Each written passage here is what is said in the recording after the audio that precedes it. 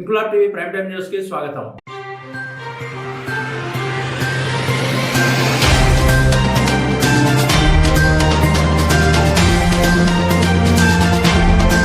కాకినాడ జిల్లా ఏలేశ్వరంలో వేయించేసి ఉన్న శ్రీ రాజరాజేశ్వరి సమేత రామలింగేశ్వర స్వామి ఆలయాన్ని భీష్మ ఏకాదశి సందర్భంగా పూలతో సర్వాంగ సుందరంగా తీర్చిదిద్దారు. ఈ శివాలయంలో గత కొద్ది సంవత్సరాలుగా బదిరెడ్డి గోవింద్ కుటుంబీకులు పూర్వీకుల నుండి భీష్మ ఏకాదశి వేడుకలు ఘనంగా నిర్వహించడం ఆనవాయితీగా వస్తుంది.